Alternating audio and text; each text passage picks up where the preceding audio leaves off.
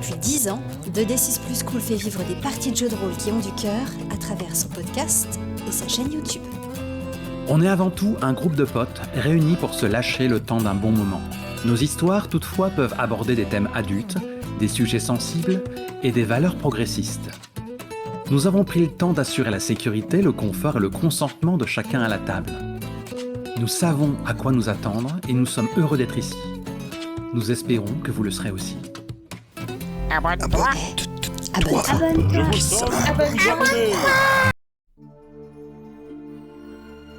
Précédemment dans la campagne Cœur de Wulin sur 2D6 Plus Cool.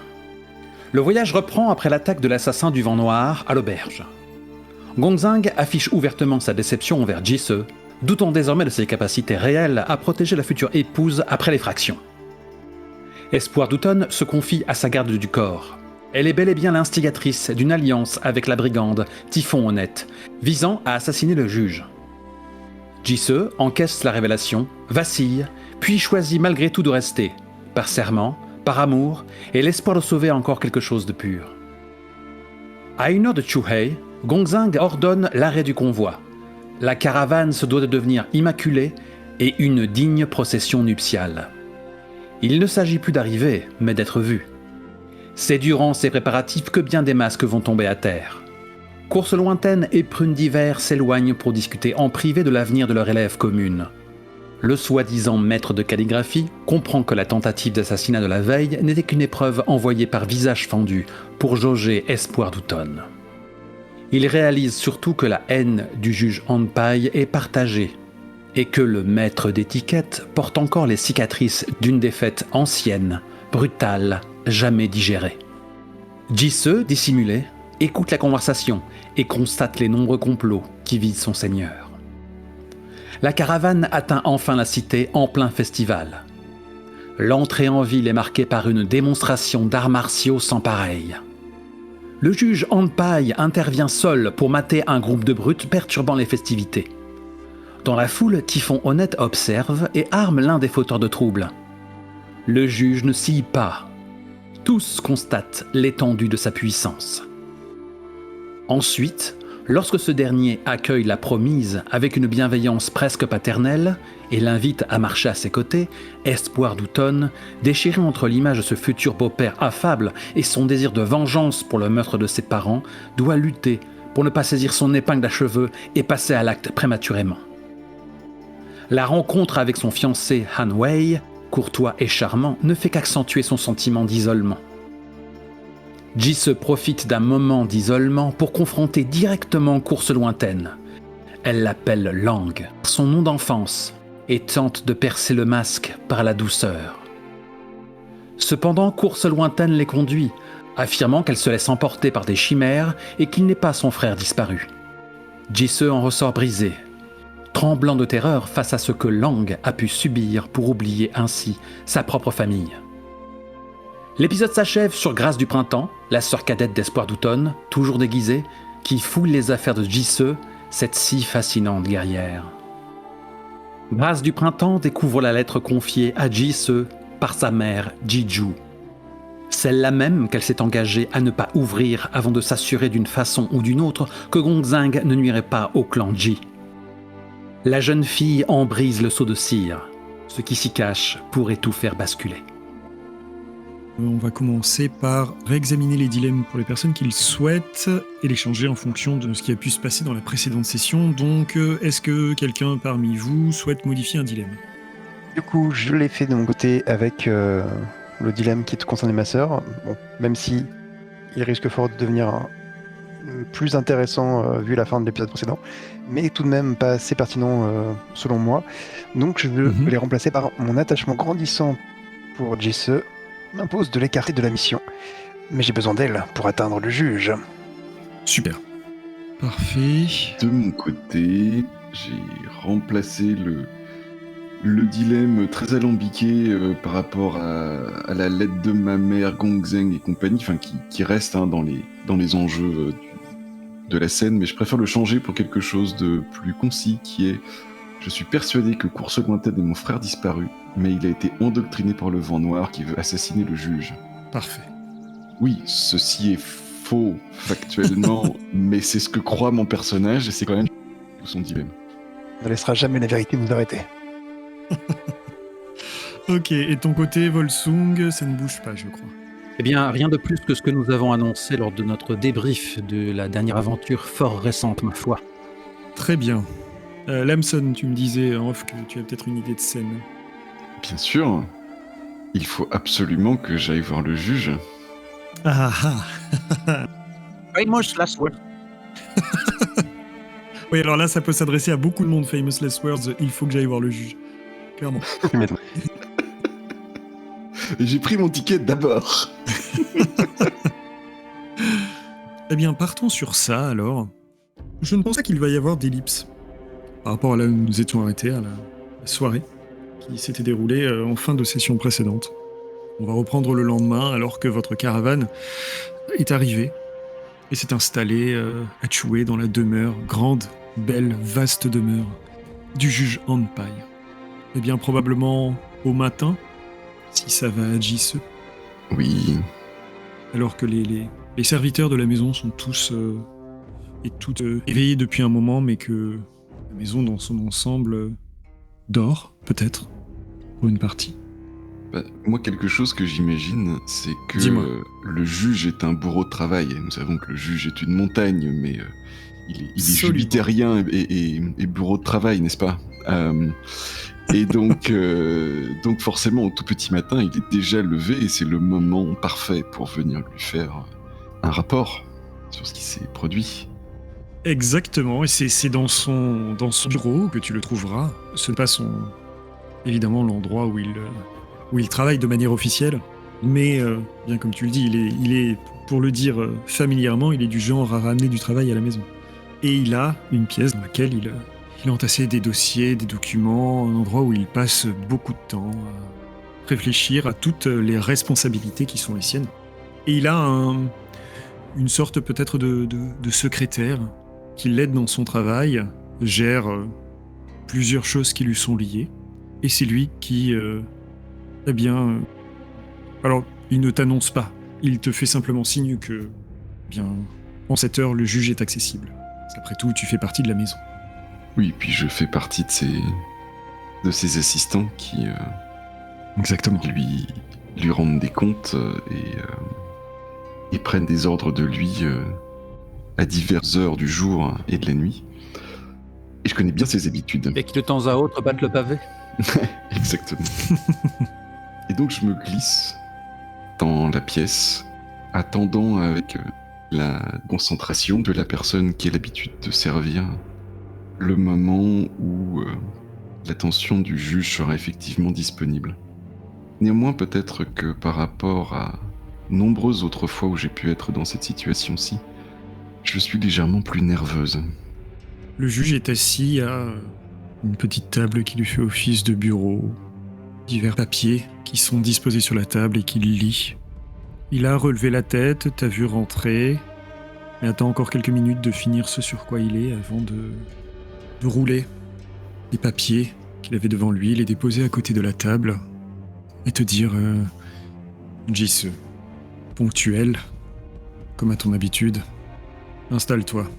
Et il te sert d'une théière encore fumante, un peu de thé corsé pour le matin. Du puer probablement, quelque chose de terreux, d'herbeux. On a tendance à réveiller. Eh bien, il pose sur toi un regard que tu connais, le regard qui te dit j'attends ton rapport. Votre Excellence, votre future belle-fille a manqué d'être agressée pendant le voyage. J'ai pu la protéger.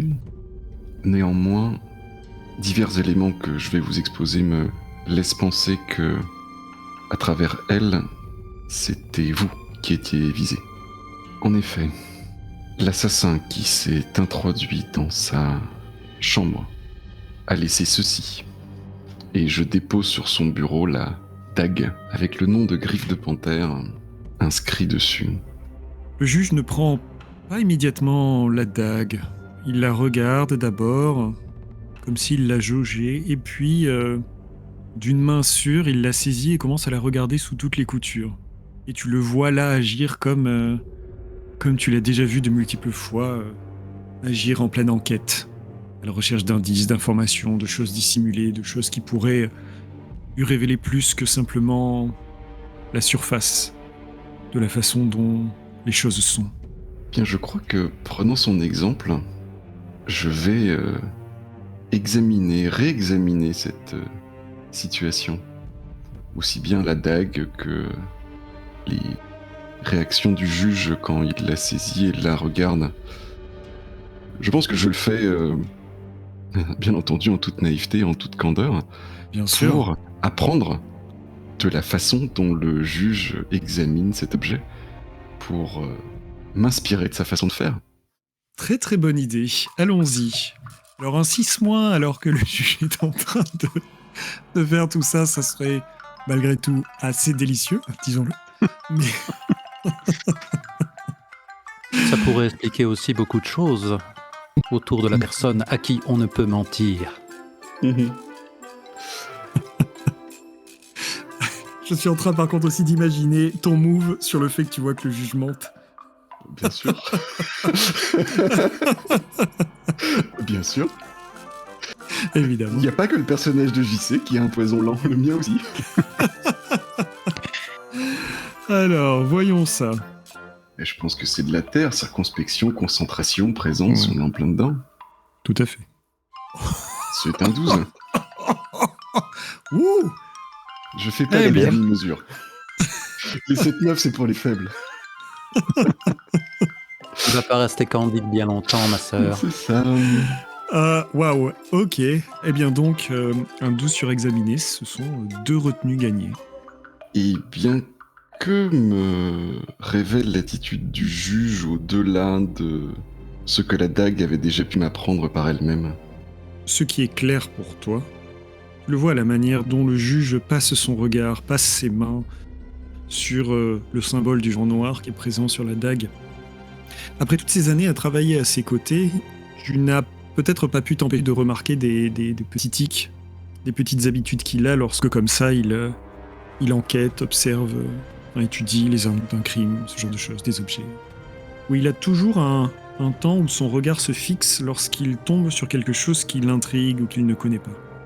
Et là, tu vois que son attitude globale ne change pas, mais que le fait qu'il ne s'arrête pas cette demi-seconde habituelle sur le symbole du vent noir te confirme qu'il sait de quoi il s'agit. En tout cas, il connaît le symbole, il connaît sûrement le nom. Alors je vais garder ma deuxième retenue pour un petit peu plus tard.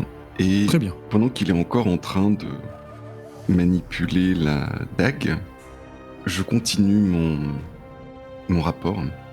Par ailleurs, j'ai la certitude que cette personne qui avait infiltré notre caravane n'était pas seule. J'ai pu surprendre une conversation. Faisant état que votre excellence était la cible ultime de leur manigance. Magistrat? Manigance? Bon. Le juge repose la dague délicatement. Son regard revient sur toi. Il est très sérieux, concentré, presque austère. Lorsque tu parles de ils, de ces individus qui en voudraient à ma vie, de qui parles-tu exactement? Je pense que le professeur d'étiquette d'Espoir de Mademoiselle Espoir d'Automne. Et c'est un vrai lapsus que je fais, j'oublie le mademoiselle et je dois le répéter.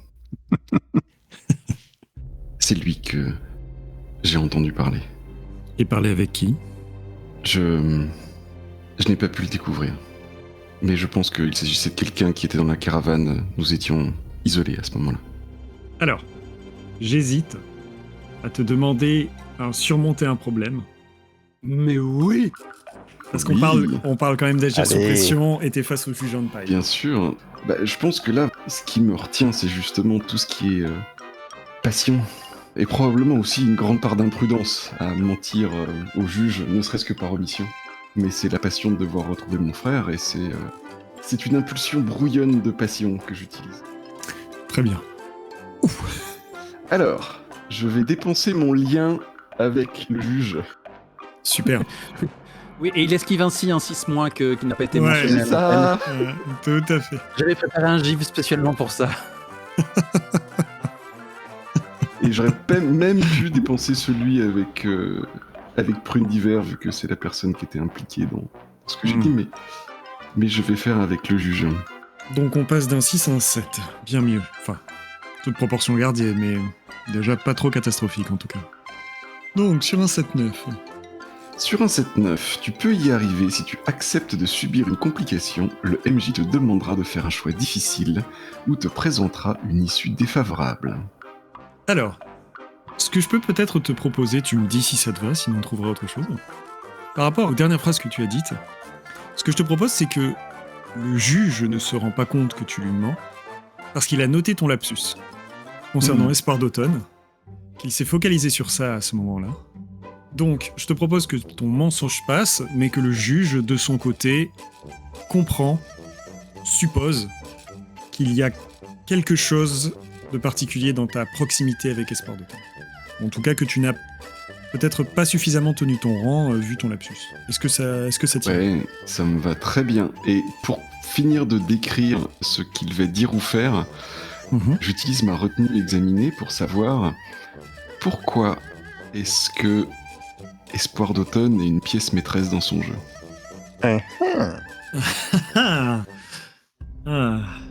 Intéressant. Alors, tu ne connais pas exactement l'historique véritable de ce qui se joue entre Espoir d'automne et le juge. Mais ce que tu peux comprendre, c'est que... Ou ce qui pourrait lui échapper s'il me rabroue à l'instant. Enfin, tu vois, c'était l'idée. Bien sûr, bien sûr. Le juge est un individu entier qui prête attention à tous les détails autant dans ses enquêtes que dans, disons, sa vie personnelle. Il est tatoué depuis plusieurs années, c'est maintenant devenu son fief, mais il a eu aussi une vie chargée à Pingyao. Un passé qui peut-être renferme des souvenirs, des choses qui comptent pour lui, de plein de manières. Rattacher Espoir d'automne à sa famille, c'est faire un pont entre ce qu'il est maintenant et ce qu'il était à Pingyao. Un pont dans le sens où il couvre tout son passé à Pingyao par l'image qu'il a maintenant. C'est une façon pour lui d'unifier un petit peu l'image qu'il rend et l'aura qu'il dégage. Et je sais pas si c'est clair et si ça fait sens, mais c'est comme ça que je le vois, mais je sais pas si je l'explique bien. Ok. Je vois. C'est intéressant. Je sais pas encore comment moi, joueur, je vais pouvoir l'utiliser contre le juge, mais moi, personnage, je suis impressionné par cette vision hautement poétique de l'existence. Et il y a, parce que quand même tu utilises une retenue suite à un move, il y a aussi, tu le sens, la possibilité que Espoir d'automne soit plus lié à son passé que simplement venant de Pingyao. Voilà ce qui va être peut-être un peu plus concret. Ok. Donc on va reprendre juste après donc ton mensonge qui passe. Le juge ne semble pas tiquer sur ce que tu dis ou t'interroger plus à ce sujet. Mais il se lève, petite coupelle de thé à la main, fait quelques pas, se retrouve dos à toi au fond de la pièce. Je sais que tu n'as fait que ton devoir, Jisoo, mais je tiens à te remercier d'avoir protégé ma future belle-fille de cet assaut.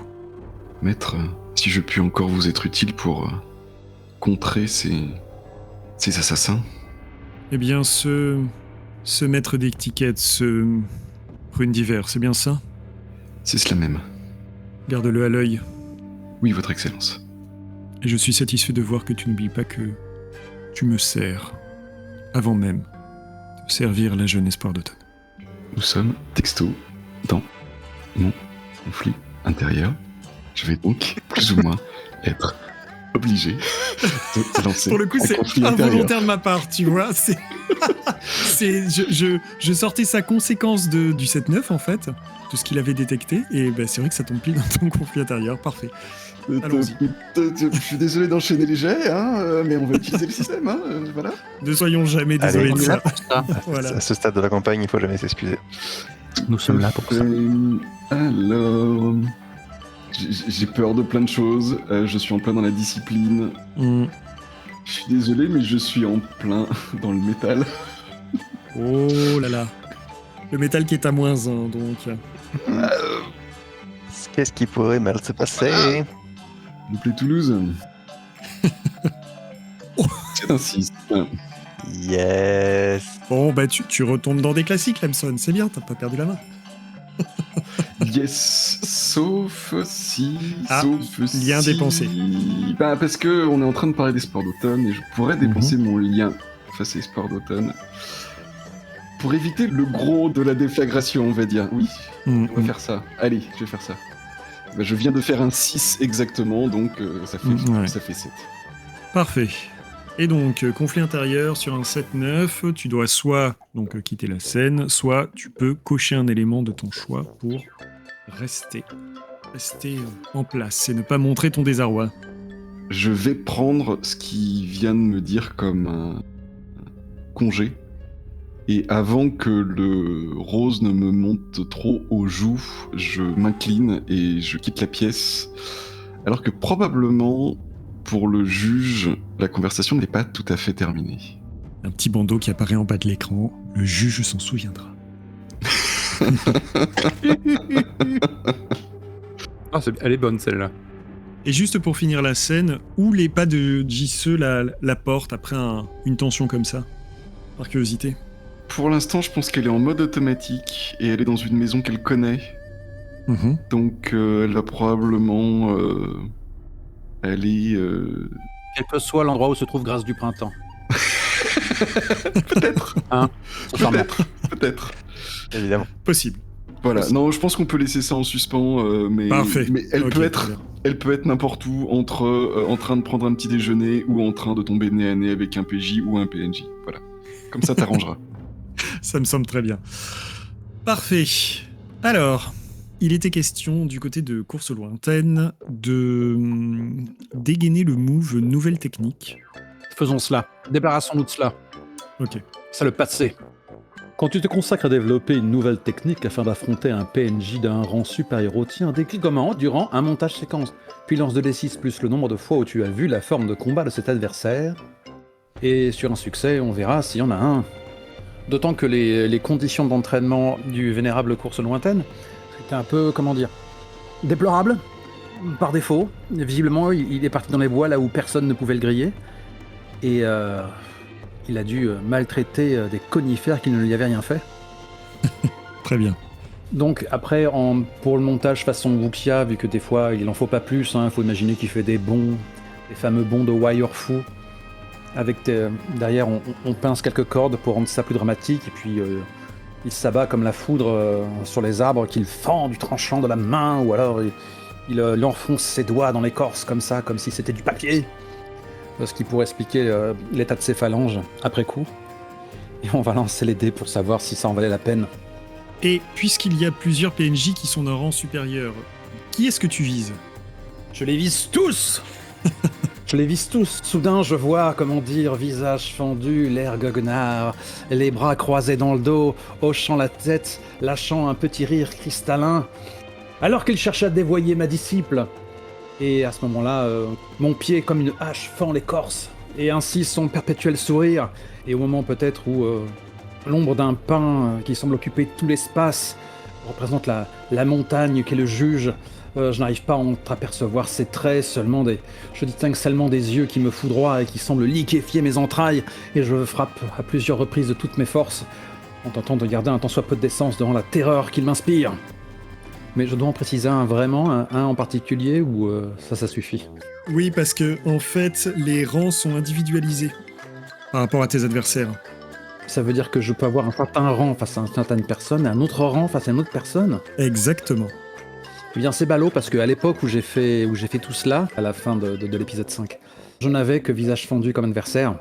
C'est ça. Le passé, revenu me narguer. Donc tu as ta réponse. Est-ce que tu considères que la scène mystique où on s'est affronté sans le moindre mouvement suffit pour m'octroyer un +1 ou même pas? Oui, et puis même, enfin, je veux dire, c'est quelqu'un que tu... Si on est sur visage fendu, c'est quand même quelqu'un, même si tu ne l'as pas vu se battre récemment, dont tu connais l'essence de combattant. Donc je t'accorde le +1 sans problème, bien sûr. Tu es bien bon, c'est reparti. 2d6 plus 1. C'est un 8. Et donc sur un 7+, tu montes d'un cran vis-à-vis du rang de ton adversaire. Sur un 7-9, ton apprentissage te demande de payer un prix important.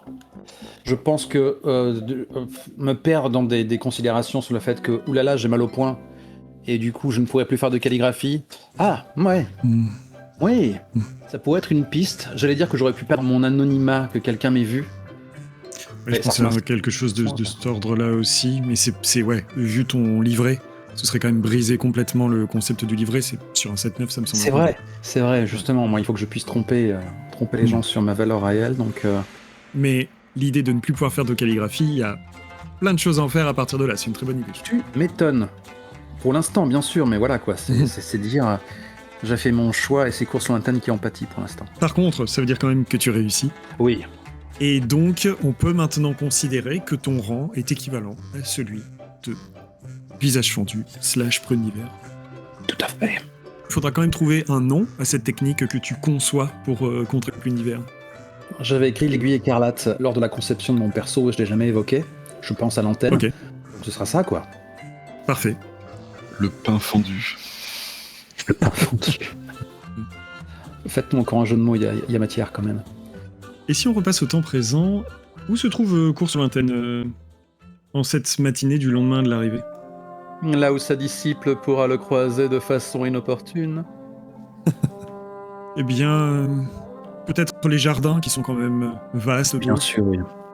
propices à une rencontre fortuite. Et comme ça, je marche préoccupé et je me remémore sans cesse le juge invincible, en me rendant compte que mes pitoyables efforts sont loin d'être suffisants pour le vaincre. Quand soudain... Dans les jardins, peu de monde en cette matinée.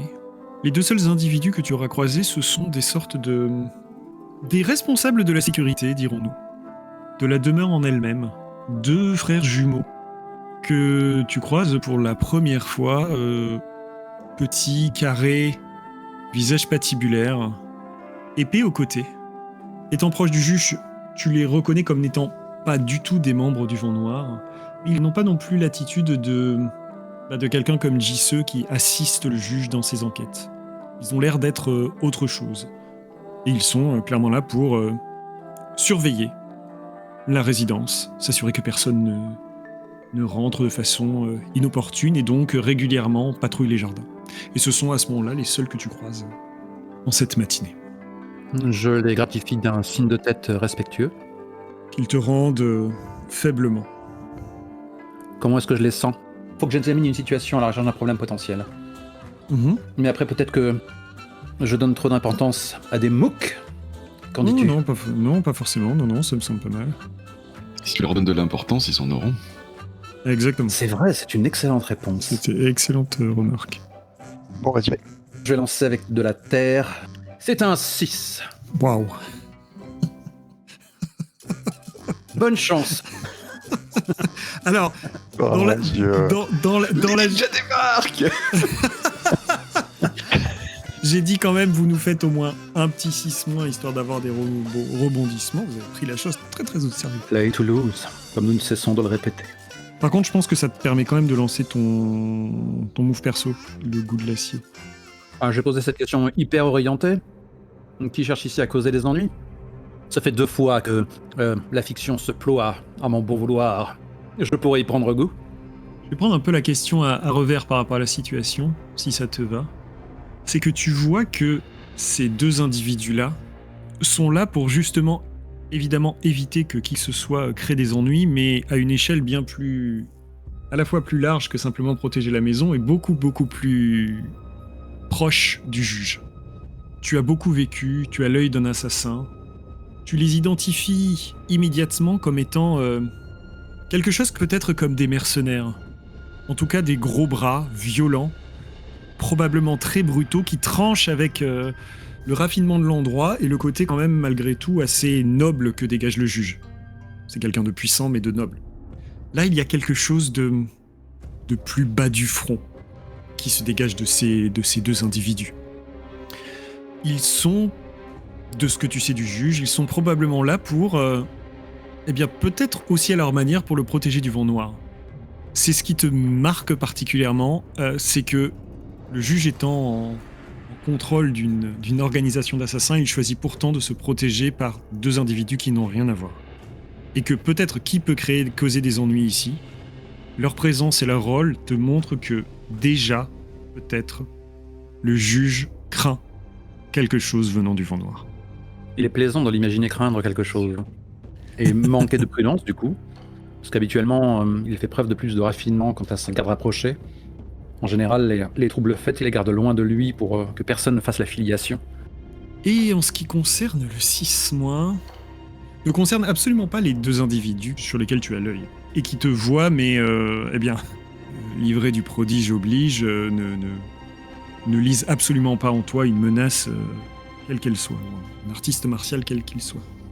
Tu vois approcher celle que tu sais être l'épouse du juge. L'épouse du juge. Tout à fait, Dame Anne Chao. Ça alors. Je pense qu'elle est parfaitement cool. C'est bien une relation map de mec, hein. On n'a jamais pensé à sa simple existence. Elle est seule, elle se promène dans les jardins et, t'ayant vu, elle se dirige très très franchement vers toi. Pardon. Elle t'adresse un petit salut et te dit Maître Course lointaine. Dame Anne Chao. Elle confirme par un petit geste de la tête. Maître Course lointaine, je suis sincèrement ravi, d'une part, de vous accueillir en ma demeure pour ce noble et heureux événement. Mais je dois dire qu'à titre personnel, je suis d'autant plus satisfaite de vous croiser car j'ai beaucoup entendu parler de vos talents et de votre maîtrise du pinceau. Espèce d'enfoiré. 6 mois. Oui, effectivement, oui. Et en plus, elle a l'air au-dessus de tout soupçon vu la façon dont tu la joues. Et du coup, je veux dire, je ne pensais pas jouir d'une certaine réputation en ces lieux. Pourtant, c'est le cas. Je suis moi-même une modeste pratiquante et si vous me permettez cette audace, Maître Course lointaine, je serai honoré de vous voir à l'œuvre. Et elle pointe en direction d'une sorte de petit kiosque où elle semble avoir ses habitudes pour s'installer et pratiquer un peu de calligraphie. Il y a donc tout le matériel nécessaire pour pouvoir faire la démonstration tout de suite. Il reste interdit un instant et fait quelques pas en direction de ce que le destin a choisi de le faire affronter. Pourra-t-il trouver en lui la grâce alors qu'il n'est que douleur? Elle prend ton déplacement comme un acquiescement et elle semble sincèrement, presque, on va dire... Elle ne se sent plus de joie? Oui, voilà, c'est ça, presque un peu excitée par la possibilité de te voir à l'œuvre, en fait. Et elle te dit, je ne sais si ce matériel sera à votre goût et si il vous est nécessaire d'obtenir autre chose, je pourrais m'arranger pour vous le faire parvenir. Mais c'est de la merde! Oh non, hors de question que je travaille avec du matos de seconde main! Oui, c'était... Je pourrais éventuellement l'accuser, mais... Non, là, je vais vraiment embrasser le 6 mois à pleine bouche, d'autant que ça reste en canon esthétique, donc n'ayez crainte. J'observe et j'étudie les outils de ma défaite, et naturellement, c'est de la plus grande qualité, n'est-ce pas? Évidemment, tout à Je fait. n'ai pas la femme du juge pour n'importe qui. Et je peux pas mal ajouter, j'aurais du mal à imaginer quels outils vous pourriez me fournir qui puissent dépasser la qualité de ceux-ci. Elle sourit, satisfaite du compliment que tu viens de faire.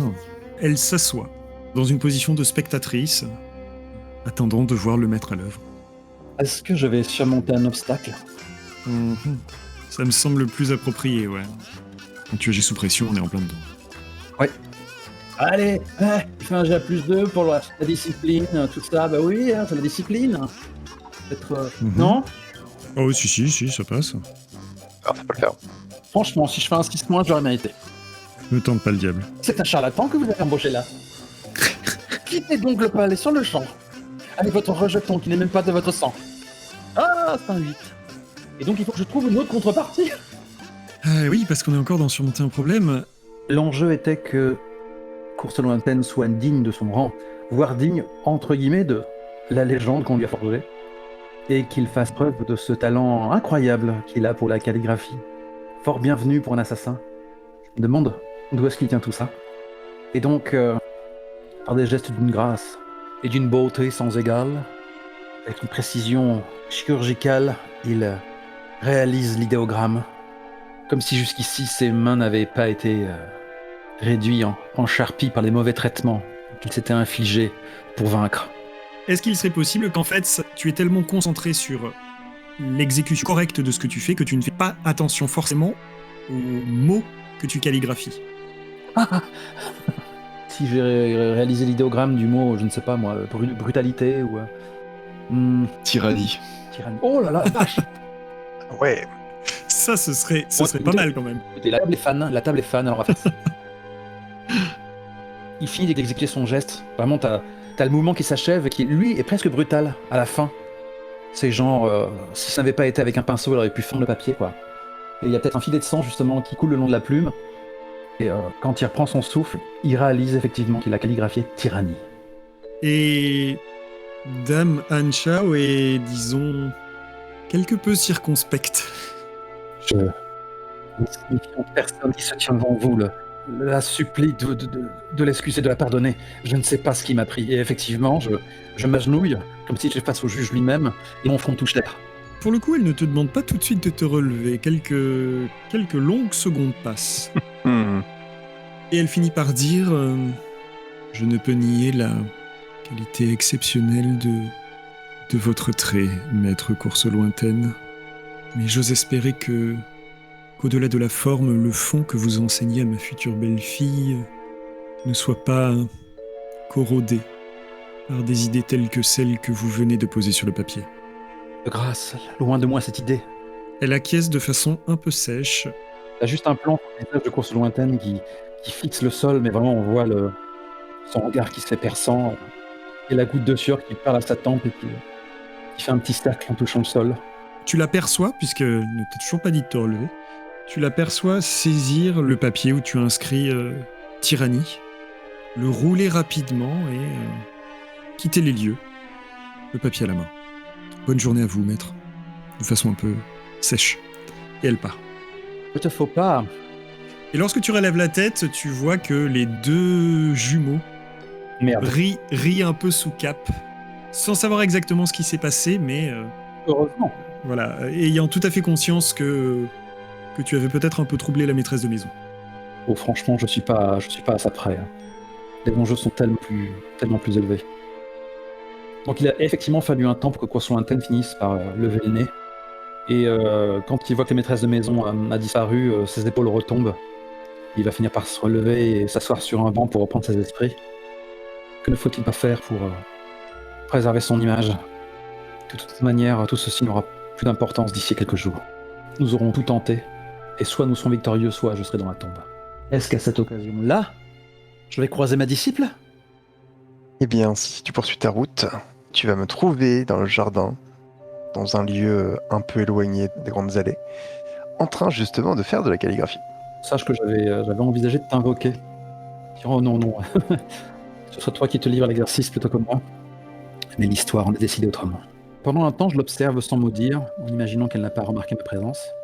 Et qu'est-ce que tu calligraphies cette fois? Parce que la dernière fois que je t'ai vu exécuter quelque chose, c'était assez cocasse. En fait, j'ai fait quelques œuvres de calligraphie, et là tu me vois en train d'écrire une lettre qui semble plus intime qu'un simple exercice. Ah d'accord, donc tu fais pas une gigantesque calligraphie. Là, c'est vraiment t'écris quoi, c'est tout. C'est ça, mais tu vois que j'ai des œuvres de calligraphie fraîchement peintes qui m'attendent à côté. Alors pendant que j'écris une lettre à ma sœur. Eh bien, je finis par faire les 100 pas devant les idéogrammes que tu as tracés. J'ai sorti mon perpétuel éventail que j'ai emprunté à Zhuge Liang. Je ne dis mot, mais ma présence était connue, quoi. Je te jette un coup d'œil. Tu peux y lire une forme de gêne mêlée d'affection. Comme si je n'osais pas trop faire le premier pas. Et que j'attendais que tu me parles, puisque j'ai bien conscience que notre dernière entrevue s'est soldée par une forme de chaos que je n'aimerais pas reproduire. La montagne est à votre portée. Où en sont vos intentions? Déclare-t-il sans se retourner, alors qu'une brise se lève. Je pose mon pinceau. Et on a le clac. Oh, j'ai cette image hyper cliché des petits cours d'eau avec les bambous. Je ne sais pas peut-être si que c'est trop je l'ai japonais. méprisé, oui, en Chine à l'époque, mais je vois bien ce genre de sérénité esthétique. Voilà. jusqu'à ce qu'on ait un plan général où on nous voit tous les deux. Ouais, vraiment un moment suspendu avec le Voilà. vent qui passe. Et je te dis, j'ai l'impression d'avoir gagné plusieurs années, en l'espace de quelques jours, maître. Et l'adulte que j'espère être devenu a honte de certains agissements de l'enfant d'alors. Il fait quelques pas dans ta direction. Il s'est finalement retourné. Et peut-être qu'à ce moment-là, entre deux nuages, on a un rayon de soleil qui fait comme ça une sorte de cercle qui nous illumine tous deux. J'aimerais être sûr du sujet que vous évoquez. Mon regard vacille quelques secondes. Cherche la terre, cherche la sagesse et la tranquillité des pousses, des arbres, des feuillages, pour retrouver une forme d'ancrage. Et je reviens à ton regard sans honte, mais avec une expression qui montre que j'assume, sans être fier de mes erreurs. Celui de course lointaine est impassible. Et il te fixe sans ciller. Je crois que j'ai agi avec un chaos bien enfantin dans le cœur. Et j'ai été des plus inconvenantes. J'ai osé m'inviter chez vous, vous parler avec une familiarité choquante. Et je tiens à l'expliquer, sinon l'excuser. J'ai l'impression, et vous allez peut-être rire, que je suis en train de jouer mon destin dans les prochains jours, les prochaines heures peut-être. L'impression puérile sans doute que bientôt j'aurai réussi ou je serai dans la tombe. Ainsi, vous n'avez pas abandonné cette folie. D'autres que vous s'y sont essayés. Que savez-vous de la folie, vous qui êtes si sage et stoïque? Là, effectivement, ça suffit à briser le masque. Et il baisse les yeux et ferme les poings. Rappelez-vous, compagnon, il suffit de bien peu de choses pour que je piétine la fourmilière. Je vous prie de cesser de me porter au nu. Vous ne savez pas du tout à qui vous avez réellement affaire. Je vois pourtant une détresse qui est la sœur de la mienne. Comment pourrait-il en être autrement? Ajoute-t-il alors que... Ça y est, le nuage nous recouvre et nous n'avons plus ce rayon de lumière chaleureux, plein d'espoir.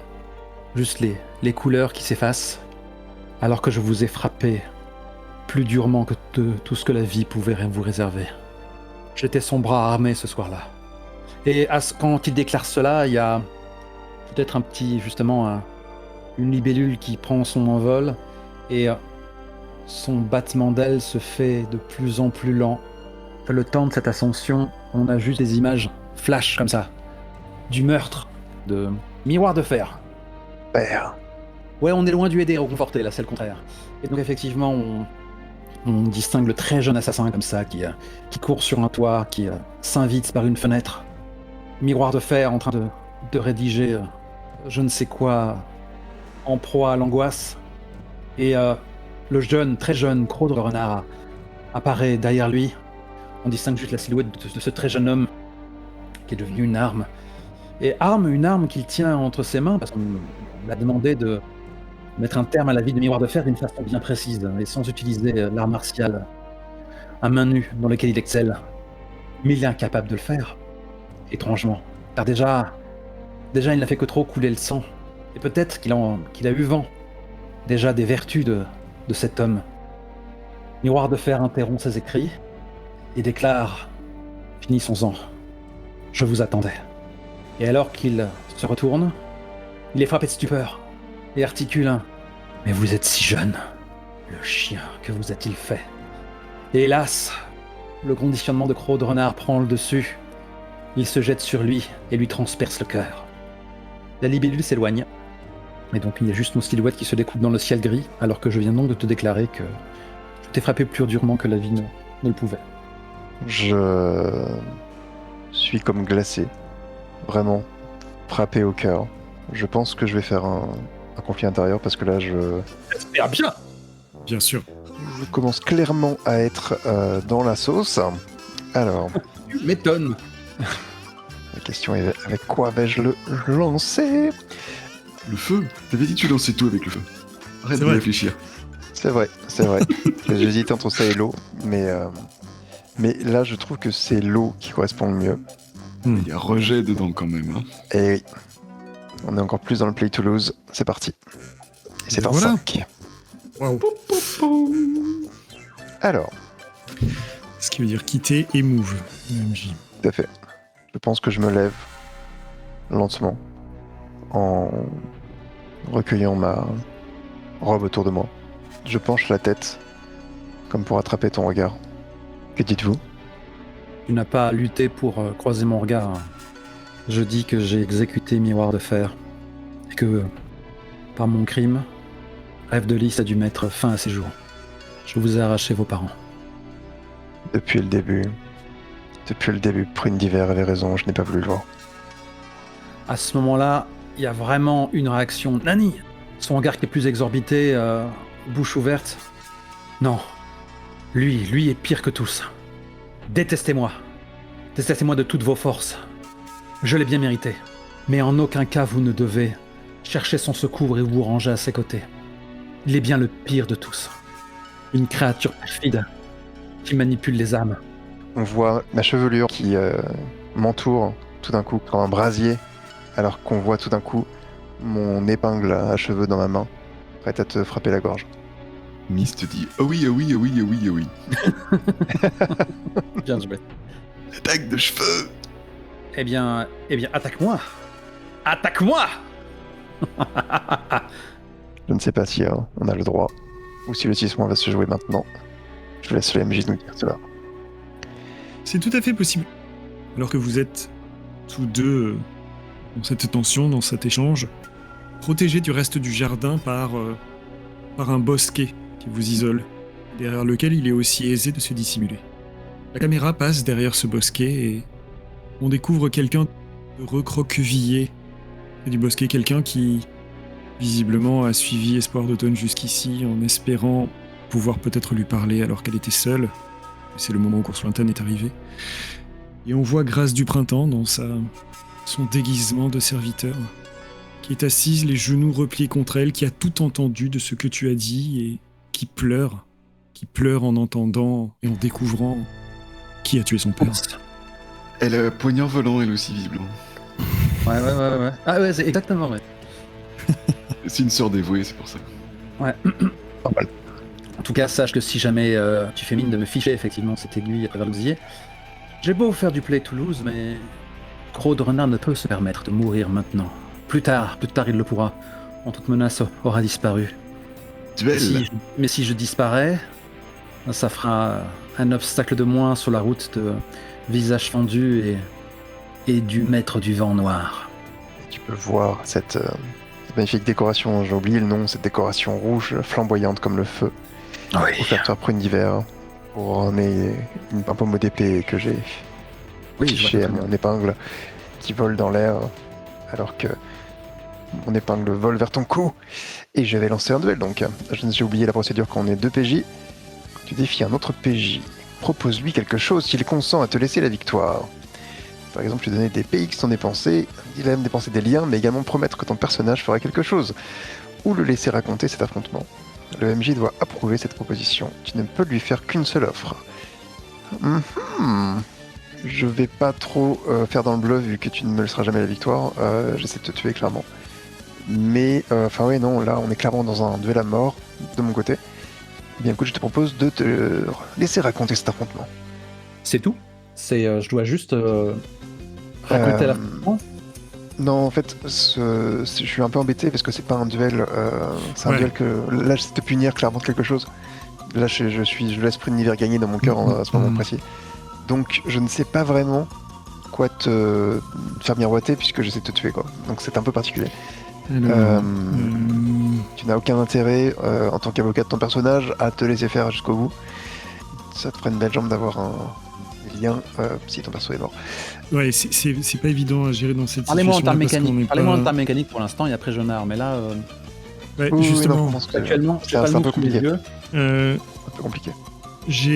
j'avoue qu'en relisant, dans cette situation-là, en relisant le move, je sais pas non plus exactement comment l'appliquer, à part par des éléments qui sont purement mécaniques, des questions de gagner un lien, gagner de l'XP, ce qui est souvent pas forcément ce qui nous intéresse.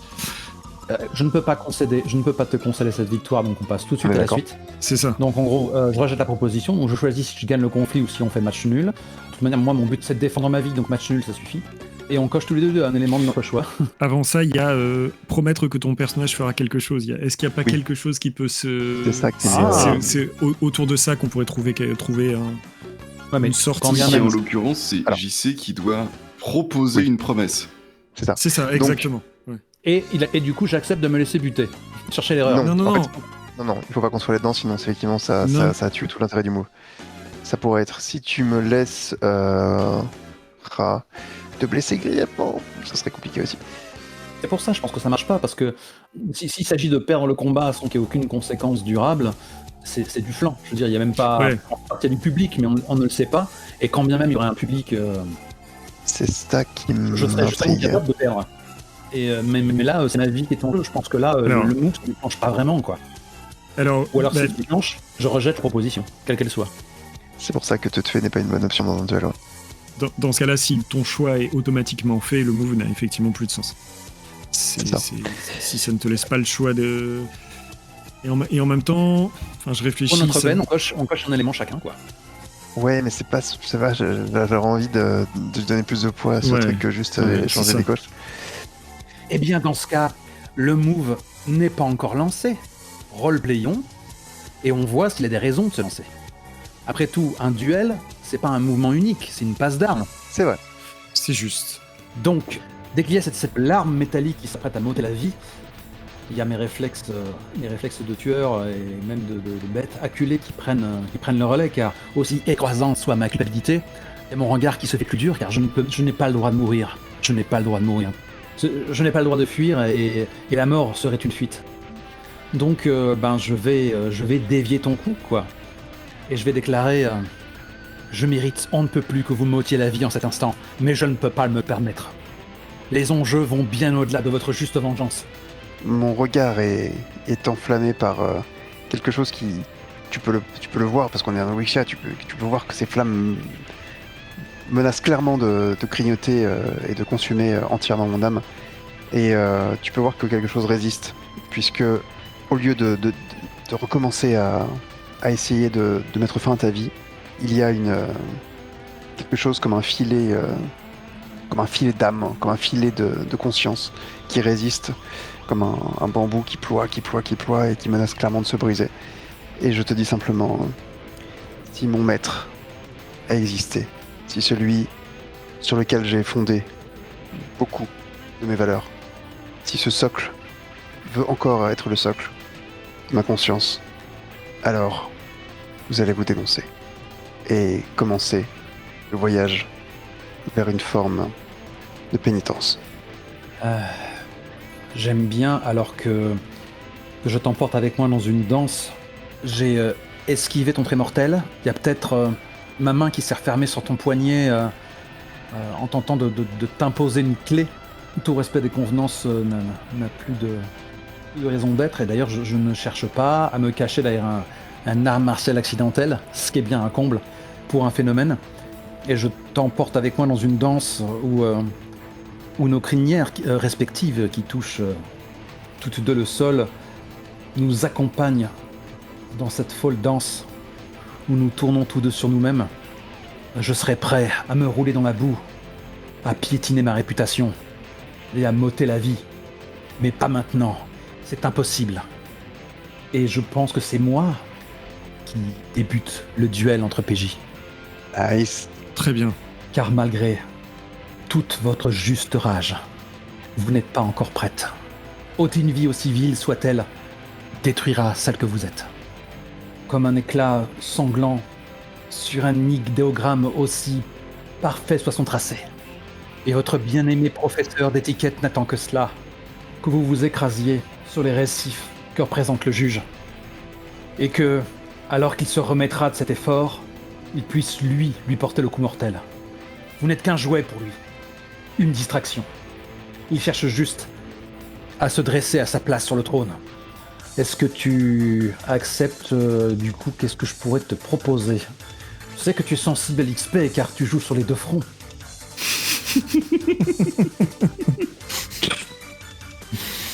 Je me promets de me livrer à la justice. C'est vrai. Si je survis à cette épreuve. C'est ce que je suis en train de dire. Et faire à nouveau de rayons de soleil un orphelin? Certainement pas. Enfin. J'accepte ta proposition. Je gagne un XP, ce qui est vraiment top. Oh oui. Je le mets de suite parce que j'en voudrais d'oublier. Et donc tu peux narrer un petit peu ce qui se passe, vu que c'est ton droit visiblement. Eh bien, alors que ton bras est tendu à tenter de m'égorger, je t'ai accompagné dans ton mouvement, j'ai empoigné ton bras, puis je t'ai projeté par-dessus mon épaule, sans pour autant lâcher le bras en question, pour que tu t'affales de tout ton long à même le sol. De ma main valide, j'ai transpercé le sol de l'index à 2 pouces de ton visage, en te foudroyant d'un regard intense, et je déclare, quelle que soit la façon dont tu accuses cette chute et l'expression qui traverse ton visage, une fois que le vent noir et que l'hégémonie du juge auront disparu, je purgerai ma peine. Dussé-je m'ôter la vie. Vous aurez justice. Mais ne jetez pas votre jeune vie dans le piège qu'on l'on tend.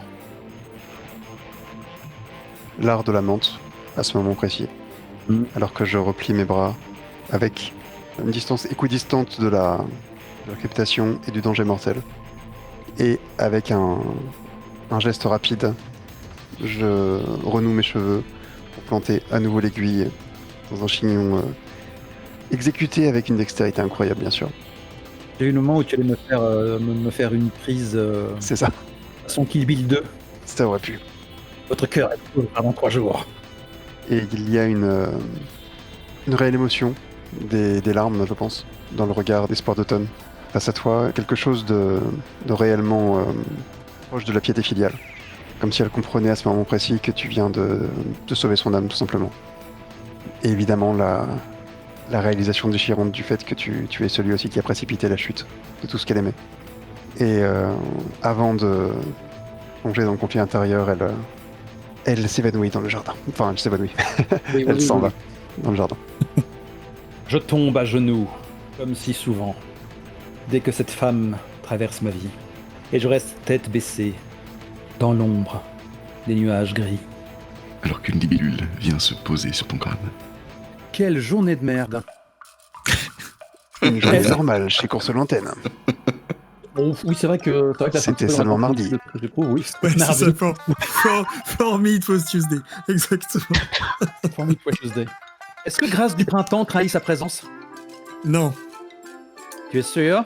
je suis certain. Elle est très très douée quand même. Moi, Oui. j'ai pas fait de 6 points. Je pense que c'est important qu'elle ne traduise pas, ne serait-ce que pour la scène qui va suivre. Je propose qu'on revienne à Jisoo. Ok. Nous sommes un peu plus tard dans la journée et je voudrais que tu me dises Tu peux vraiment voir où se trouve Jisoo. Eh bien, je pense que Jisoo est en train d'accomplir ses ordres de façon dévouée, c'est-à-dire de garder à l'œil de loin en essayant de ne pas paraître le suivre particulièrement, mais donc ce fameux professeur de l'étiquette qu'elle vient de dénoncer au juge. Rune d'hiver, puisque c'est de lui dont on parle, médite. Il est positionné sur une autre partie du jardin, en fait, différente de celle que nous avons mise en scène précédemment. Et il s'est installé pour méditer, en tailleur, les yeux fermés. Et en l'état, il ne semble représenter aucune menace. Je pense que je dois l'observer, pas depuis le jardin parce que ça serait vraiment trop flag, mais je pense que je dois être... comme je connais bien la maison, j'ai dû me trouver un point d'observation qui est peut-être à l'étage ou quelque chose comme ça qui me permet de voir où il est. Parfait, dans une petite pièce, peut-être l'une des rares chambres qui n'est pas utilisée au sein de la maison, mais qui donne directement sur cette partie du jardin, si ça te va. Ouais, très bien. Et alors que ton regard est posé sur Prune d'hiver, en bas, tu sens un peu d'activité dans la pièce. Il y a un jeune serviteur qui rentre et qui ne te regarde pas vraiment et semble ranger 2-3 choses dans la pièce d'une façon un peu maladroite, déplacée. Et le serviteur fait tomber un objet à tes pieds qu'il tenait dans la main et tu te rends compte que c'est quelqu'un qui vous a accompagné dans votre caravane. C'est quelqu'un que tu as déjà croisé et qui était au service d'Espoir d'Automne. Je le regarde du regard de la personne dérangée, qui était en train de faire quelque chose, et en même temps, je suis un peu embêté parce que j'ai affirmé que j'étais en train de faire quelque chose, alors que j'étais en train d'espionner. Ça serait révélé ce que j'étais en train de faire. Et donc, je lui ai adressé la parole. Quelqu'un va s'installer dans cette chambre ? Et je ramasse l'objet qui est à mes pieds et je lui tends. Le jeune garçon était de dos, n'avait presque pas tenu compte de l'objet qui s'était renversé, et alors que ta main est tendue vers lui, il se retourne brusquement, te fixe, le visage inondé de larmes, et toutes les stratagèmes utilisés par Grâce de Printemps, car il s'agit d'elle pour se faire passer pour ce serviteur depuis le départ de Pinga, sont défaits. Et elle te regarde en larmes, en te disant... Dame Jisoo, j'ai besoin de votre aide. J'ai immédiatement un regard vers la porte, voir si elle est fermée, et je l'amène vraiment avec des gestes de garde du corps, vers un coin de la pièce où je sais qu'on est hors de vue si jamais quelqu'un essaie de regarder depuis la fenêtre. Très bien. Grâce du Printemps est vraiment dans tous ses états. Elle te suit du regard alors que tu vas de la porte à la fenêtre et que tu la déplaces dans un coin. Et elle te dit, je suis désolé de me révéler à vous. Comme ça, mais plus rien ne va et vous êtes la seule, je pense, à pouvoir m'aider. Mademoiselle, je suis un instant prêt à partir pour un sermon et je sens l'état dans lequel elle est. Je la fais s'asseoir. Je m'assois en face d'elle. Racontez-moi tout. Depuis le début, j'ai besoin de comprendre ce que vous faites là. Et qu'est-ce qui vous bouleverse à ce point ? Je sais que je ne suis pas en position de vous demander ça, Dame Jisoo, mais j'aurais besoin, malgré tout, que vous me promettiez de ne pas vous mettre en colère et... Si j'avais dû me mettre en colère, je l'aurais fait au moment où je vous ai reconnu. Allez-y. Ses épaules se relâchent un petit peu, ses sanglots ralentissent, et il y a une petite lumière qui naît au fond de ses yeux lorsqu'elle entend tes mots. Tu l'avais déjà vu te regarder 1 ou 2 fois comme ça, Pinga. Quelque chose de l'ordre de l'admiration, comme si tes mots, tes actions validaient l'image qu'elle espérait avoir de toi. Soit dit en passant, je viens d'apprendre qu'elle m'a menti, hein, et donc en bon gros bill, je vais noter immédiatement un lien avec elle. Là, là, c'est trop pratique ça. Les moves sont là pour ça. Très bien. Merci. Votre bonté d'âme est à la hauteur de ce que j'espérais, Dame Jisoo. Vous l'avez compris, je me suis glissé dans la caravane lorsque nous sommes partis parce que... Et elle rougit. Parce que je souhaitais vous suivre et suivre vos exploits. Je souhaitais trouver une autre voie que celle de simplement rester à Pinga. Je lève les yeux au ciel, je me mords les lèvres pour empêcher les différents reproches, mais je crois que quand même il y a un...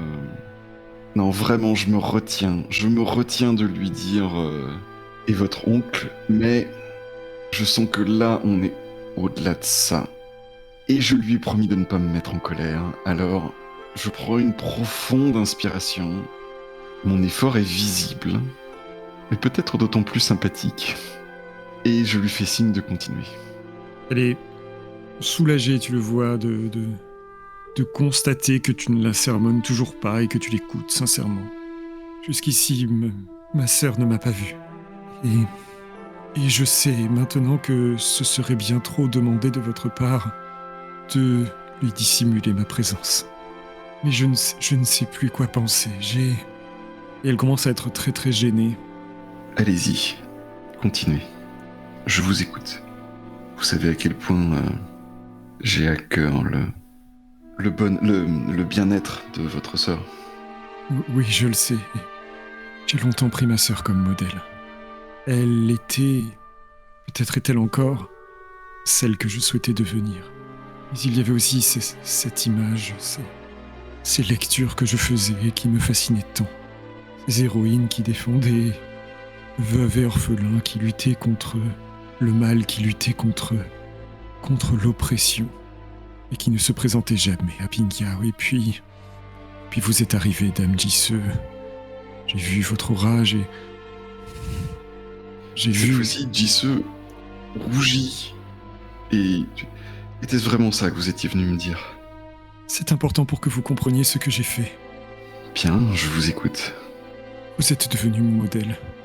Et j'ai voulu en apprendre plus sur vous, en connaître, comprendre comment vous étiez devenue celle que vous êtes maintenant. Et elle devient, par son attitude, elle devient encore plus enfantine, maladroite. Un rappel de son jeune âge malgré tout. Alors pour l'encourager, essayer de détendre un petit peu l'atmosphère, je lui dis...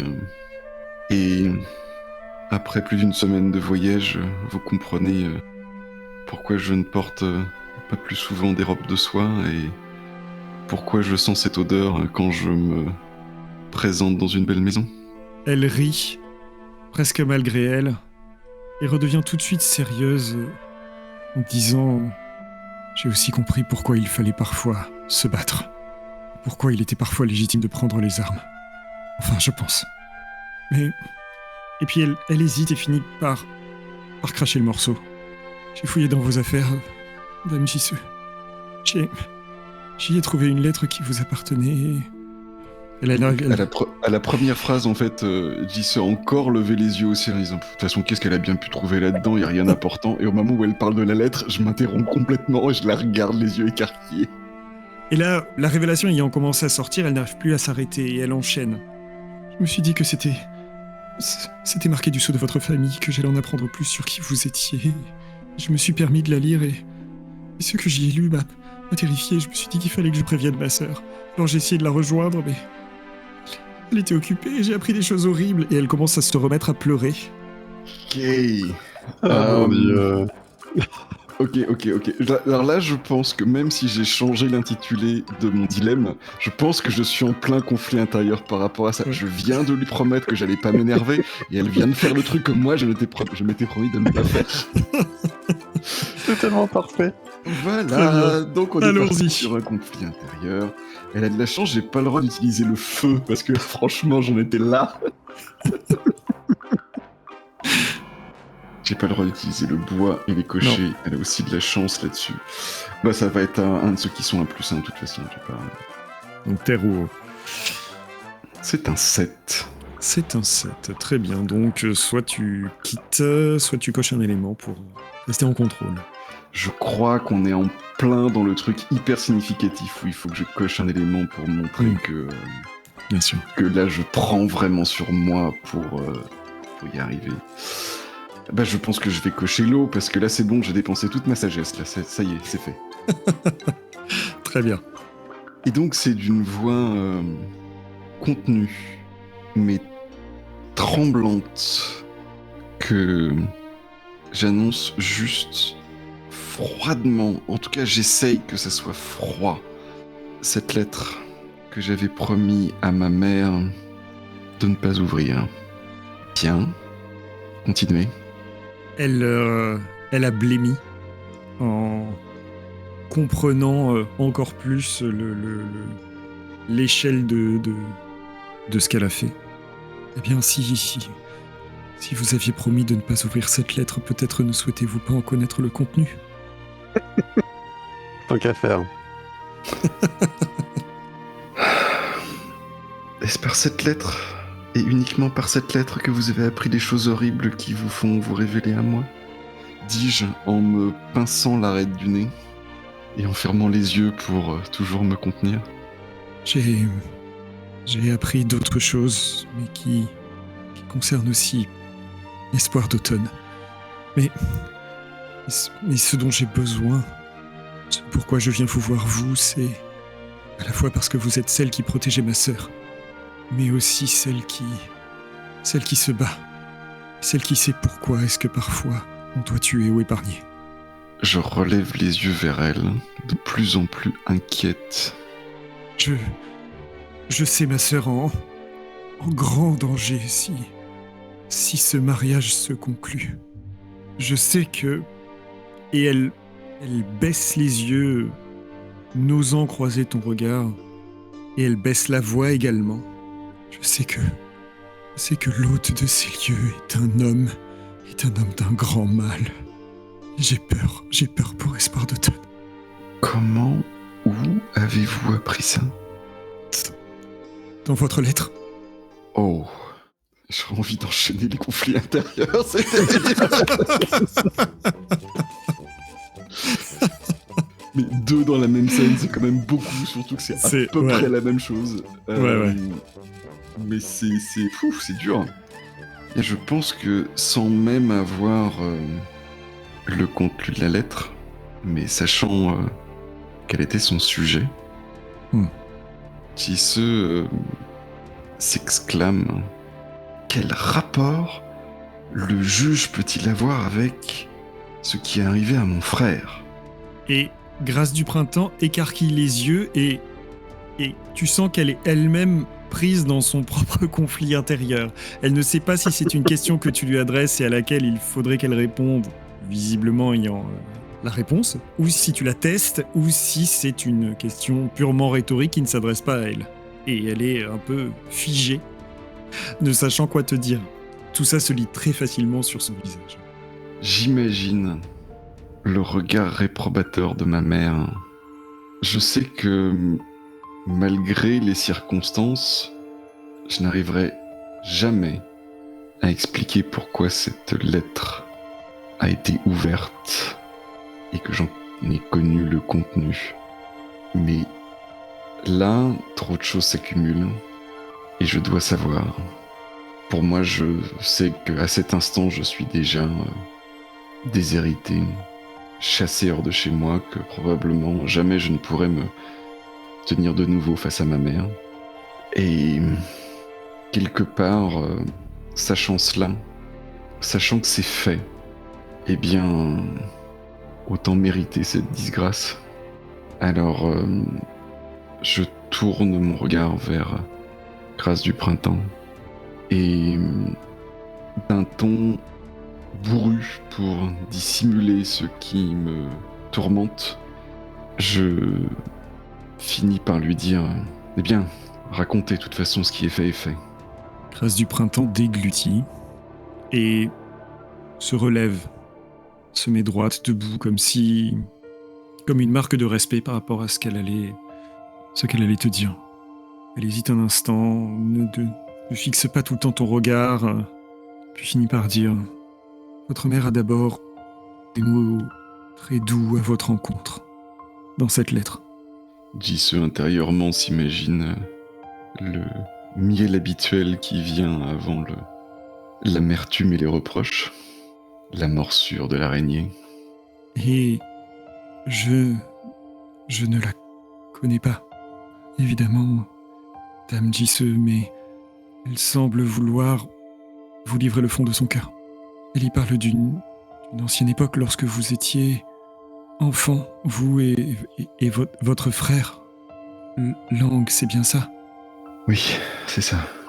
Le soupir sort spontanément de la gorge de Jisse, de la profondeur de ses poumons, à la mention du nom de son frère. Votre mère parle d'une époque où à part auprès de ses 2 enfants, elle n'était jamais heureuse. Elle hésite à aller plus loin, et je vois qu'elle dit avec une grande prudence: votre père semblait particulièrement distant. Et, comment dire, votre mère trouvait particulièrement injuste que quelqu'un comme votre père soit en tenue de la maison Ji. Et malheureuse comme elle était, elle semble s'être rapprochée du juge Anpai. Mais je ne saurais bien rendre la sincérité du cœur qui se trouve dans ce que vous dit votre mère. Mais elle a visiblement accepté désespérée comme elle était de passer un marché avec le juge Onpai. Elle a cédé votre frère, laissé aux mains du juge pour qu'il devienne quelqu'un de bien. Que le juge le forme, à quoi je ne sais pas exactement. En échange, le juge a usé de son influence pour asseoir Madame votre mère à la tête de la maison Ji. Le juge avait apparemment promis que votre mère aurait l'occasion de revoir Ling et je crois que ce n'est jamais arrivé. Elle termine juste sa lettre en vous disant que depuis ce moment-là, elle a choisi de fermer son cœur à tous et toutes et qu'elle le regrette. Qu'elle le regrette maintenant. Voilà ce que je sais. Et elle se rassoit. Il y a le sang qui bat dans les oreilles de Jisse. Elle n'est pas tout à fait sûre d'avoir entendu les dernières phrases. C'est comme si une masse de plomb fondu venait de tomber au fond de son cœur. Hélène est devenue un assassin. Elle a tout oublié. Elle sait même plus qui je suis. Et grâce du printemps, qui reste quand même animé par l'urgence qui l'a amené à venir te voir, te dit « Je crains que le juge s'en prenne à ma sœur, lui qui a pris votre frère. » C'est quoi le mot de la fin? Je pense que le mot de la fin, c'est juste là un plan long sur le visage de Jisse qui a les lèvres qui remuent comme pour balbutier quelque chose, mais aucun son ne sort. Et puis on voit sur son visage petit à petit ses traits se raffermir, sa résolution se forger. Et sur ce plan très long, sans parole, où tant d'émotions passent sur son visage, à la fin de ce plan, sa bouche est maintenant fermée, le regard décidé, et c'est cette décision dans le regard qui se tourne vers Grâce du Printemps, et la cut. Parfait. Est-ce que tout le monde va bien? Moi, ça va bien. Ok. Bon, je vais le dire, j'ai vraiment cru à un moment donné que quand tu as dit « elle s'est rapprochée du juge », j'ai cru que t'allais me dire que j'étais en fait la fille cachée du juge. Alors, si vous voulez un fun fact, il y a une... dans mes multivers de comment... de ce qu'il pouvait y avoir dans cette lettre, enfin dans l'idée de lettre que j'avais donc peut-être à la session 2, il y avait une version... Demander à Miss de voter. Oui, non mais où il y avait quelque chose autour du fait que si le juge avait pris Ling, c'était parce que c'était son fils. Il y avait un truc dans le goût. Mais bien. À la manière dont les choses ont évolué, je me disais que ça rajoutait une couche qui allait être trop compliqué à gérer, à se dire ok, il y a ça, c'est compliqué, où vont les loyautés, et en plus c'est le père d'eux, machin et tout, ça fait que Ling est ton demi-frère et tout, donc ça il y a un moment où j'ai laissé tomber, mais quand t'as mis ça m'a fait rire parce que je me suis dit oui, ça aurait, enfin tous ces trucs là de le juge et le papa de quelqu'un, ça aurait complètement pu arriver. Ça aurait été canon, pas de problème, on aurait un peu dérivé vers Passion de las Passiones, mais ça. C'est pas grave. Got in Spanish. Ouf. Décidément. On considère qu'on est dans le débris. Non, je suis pas satisfait. L'épisode 8 sera parfait. Très bien. On a fait tout ce qu'il fallait. Oui, mais je pense qu'on peut passer un petit débrief, oui, histoire d'essayer tout de même de ne pas finir trop tard. J'ai eu de beaux retournements de situation très PBT-esque, je trouve. Oui. Effectivement. Et c'est parfait que j'ai fait du coup ma première scène avant ma deuxième. Ah mais c'est tellement ça, c'est parfaitement bien tombé. Du coup, je n'ai pas pu demander la sagesse de mon maître, vu qu'on s'est tout de suite pris la gueule. C'est ça. Et oui. Je n'ai pas pu utiliser mon move délié, et c'est triste. Mais c'est tout à fait parfait. Ouais, T'es sûr de ça? Parce que... Une bonne question, je sais pas si ça compte. Ben en fait, si tu suis son conseil, alors t'es venu lui demander conseil d'une façon pas orthodoxe, mais Ouais, je suis assez C'est d'accord vrai, avec ça Lamson. pourrait éventuellement, Ça pourrait tout à fait coller en fait. parce que si je suis ton conseil, j'ai un événement, et si je ne suis pas ton conseil, j'en ai un autre, donc c'est vrai que ça pourrait être intéressant de considérer que ça a été fait. Ouais, c'est très bien ça. bah moi de toute façon j'utilise Royaume sans foi ni loi à tout bout de champ, vu que de toute façon tout le monde me ment, hein. JC, elle a son petit carnet où elle met des noms et des barres sur le nombre de fois où quelqu'un lui a menti. Culturel, c'est bien. Bah oui, tiens d'ailleurs, je vais aussi reprendre un lien avec Dizu, parce que je sais qu'elle Tout à m'a fait. menti. Oui. Et de quelle manière? Alors, sur la scène là entre Grâce du Printemps et JC, je me suis retrouvé à un moment coincé par les propres choses que j'avais amenées. Parce qu'en fait, donc j'ai joué le 6- où Grâce du Printemps entend la discussion entre Espoir d'automne et Course lointaine. L'idée, c'était qu'elle avait lu la lettre et qu'elle voulait aller prévenir sa sœur. Elle entend ça, elle ne sait plus quoi faire et elle va vers celle qu'elle pense pouvoir la sauver, à savoir JC. Sauf que pendant que je jouais la scène, je me suis dit, enfin, je ne voulais pas que la grosse révélation que venait de faire Course lointaine à Espoir d'automne, qui est quand même un très gros truc qui couvre depuis le début, ça soit droppé en plus de l'histoire de la lettre par Grâce du Printemps, parce que je trouvais que ça cassait l'impact de la scène qui avait été faite avant. Ouais. Et donc il y a un moment où j'ai eu un petit moment de flottement, et je sais pas si ça s'entendra, parce que j'essayais de voir dans le dialogue comment faire passer tout ça sans en essayant de ne pas trop révéler ça. C'est Yes. voilà, je me suis retrouvé un peu coincé par mon propre truc, mais c'est les aléas des 6 mois. Moi j'ai qui senti s'enchaînent. qu'à un moment donné tu réfléchissais à ce que tu allais mettre, mais franchement je pense que une fois monté ça ne s'entendra plus. Ouais, ok, super. Et j'ai pris aussi un lien avec le juge Anne parce qu'il m'a menti aussi. Ah oui, et puis il a bien menti, oui. Voilà. Ça devient insupportable, là. On dirait un joueur de Monopoly. Je ne passe pas go, t'es chez moi, tu me dois 2000 francs. Et en plus, Ah là là. Et le pire dans tout ça, c'est que j'ai toujours au cocher, va falloir que je fasse quelque chose contre ça.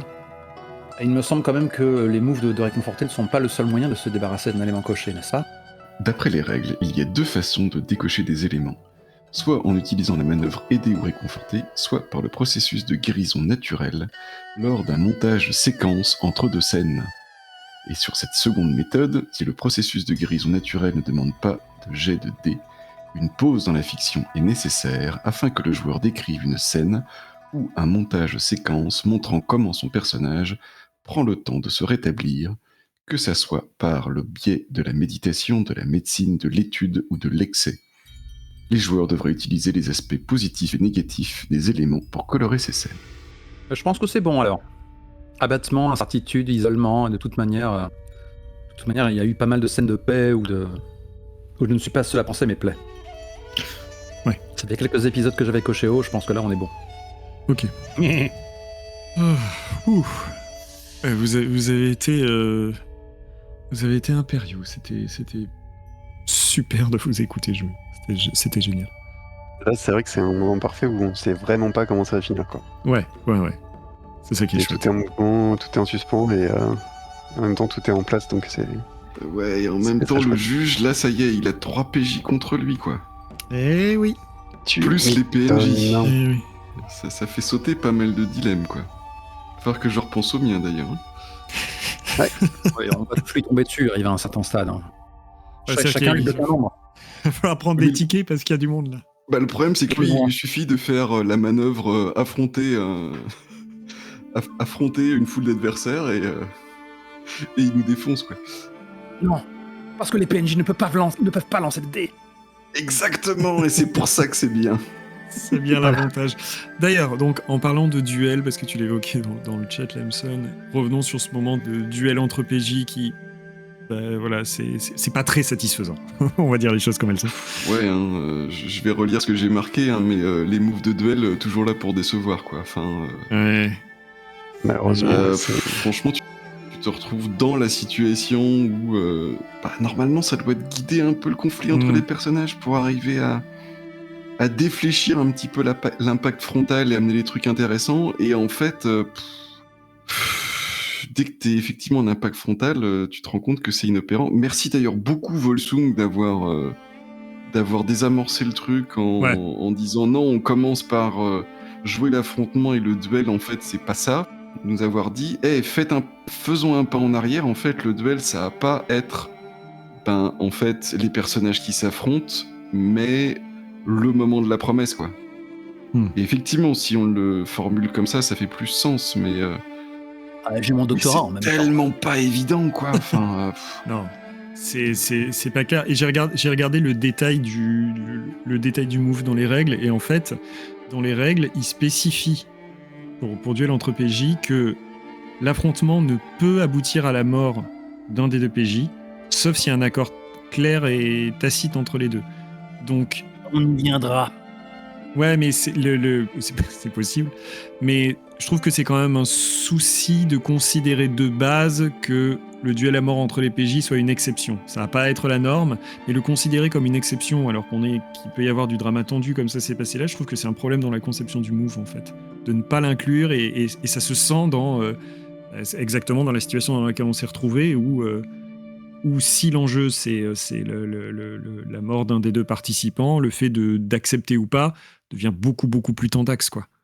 Donc il y a quelque chose vraiment qui colle pas, Non, colle pas dans la manière dont c'est pensé. C'est sans, enfin comment dire, j'ai le mot anglais qui me vient, mais ça a pas de croc, en fait, ça a pas de. Ouais. Ah bah oui. C'est ce que j'allais dire. On est vraiment dans le. Renard, ça manque de mordant. Ouais. Pas comme le duel avec PNJ, sur lequel on avait été déçus la dernière fois, on avait dû faire une retake. C'est que c'est vraiment un truc hyper procédural qui te force absolument pas à raconter des trucs. Et à côté de ça, au fait, si vous en avez le cœur, racontez un truc cool. Ouais. Puis faire tourner ça autour de la possibilité de gagner de l'XP ou des choses comme ça semble un peu à côté, en fait, de ce qui est censé raconter un move avec une telle importance, quoi. Oui, mais ça, il y a d'autres propositions. Enfin, c'est une proposition parmi d'autres. Ouais. C'est vrai que je la trouve un peu ridicule vu notre manière de jouer, mais il y a peut-être... Enfin, c'est souple. C'est assez souple pour pouvoir permettre autre chose. Par contre, non, le manque de soutien dans la narration est... J'ai presque ce que je vais vous dire. Non, j'ai pas dit mini-jeu. Non, mais en gros, si vous voulez de l'aide à la narration martiale, moi je veux un tuto pour être poétique. Oui. Quand tu lis le détail du move, il dit, comme on peut pas rentrer dans des choses de rang entre les PJ, parce que c'est pas l'idée, la question des rangs ne concerne que les PNJ, il essaie de proposer autre chose, mais la manière dont c'est dit, c'est genre, il faut pas que ce soit une négociation trop longue, donc on fait une liste réduite et précise de ce qui peut être échangé, il n'y a qu'une proposition à faire, et comme ça on avance. Mais c'est ça. On a l'impression que vouloir s'assurer que ça ne dure pas trop longtemps à la table nuit complètement à la valeur du move, en fait. C'est que ça joue trop safe, entre guillemets. C'est pas très grave, je sais pas si une autre occasion se présentera, mais je sais pas comment Je sais pas. C'est-à-dire que plutôt que de s'en remettre au dé et déjà demander la maturité de la tablée pour gérer l'affrontement, je trouve ça quand même bienvenu. Oui, je vois ce que tu veux dire. Je vais devoir m'éclipser de ce débrief. Au revoir. En tout cas, merci beaucoup. C'était parfait de jouer avec si peu de temps d'écart parce qu'on était vraiment... C'était très très dense ce soir. Méga dense. Et c'était très cool. Enfin, je veux dire, là on a insisté sur le point du duel qui est une déception, mais en fait, tout le reste a vraiment très très bien fonctionné. Tout s'enchaîne bien. À part le duel, finalement, il y a peu de moments où on se dit ah mais ça va être ça ou ça ou non en fait ça marche quoi. Ça exactement. Et puis beaucoup de jets et tous les jets ont eu l'impact qu'il fallait quoi, ont joué leur rôle, donc ça c'est vraiment cool. Yes. Bon, merci beaucoup tout le monde. Et puis on Bonne croise les doigts, soirée, pas de messieurs. soucis sur l'enregistrement. Et, Oui. et puis bonne soirée. Heureusement qu'il y a JR quand même. Yes. Ciao, ciao. Bye. Allez, bonne nuit. Vous savez ce que je suis en train de faire là? Je suis en train d'essayer d'augmenter mon rang en cuisine. Tu as bien raison. Tu fais une nouvelle technique, c'est ça? C'est ça. La sauce s'épaissit. La sauce de la fiction, bien sûr. Est-ce que t'as une manœuvre pour casser quelque chose de différent qu'une auberge? Y'a ça? Pas. Casser la voix, casser l'ambiance. Il était question du côté de Course Lointaine de dégainer le move nouvelle technique. Est-ce que ça te va, Volsung, si on commence par ça? Ah vraiment? Bah, tu veux que J'ai je- oublié d'effilocher les épinards. Ok, alors... Donc c'est pendant que Course Lointaine s'entraîne avec la technique dite de la pousse Cuisine. d'épinard, visiblement, on va commencer par quelqu'un d'autre alors. Lamson, tu me disais en off que tu as peut-être une idée de scène. Très bien. Par contre, ça veut dire quand même que tu succèdes, donc... Oui. Que tu succèdes, ça veut rien dire. Je suis fatigué. Je suis successful-ish. Que tu réussis. Constant, je m'éclipse en direction du frigo où un dessert à la pistache m'attend.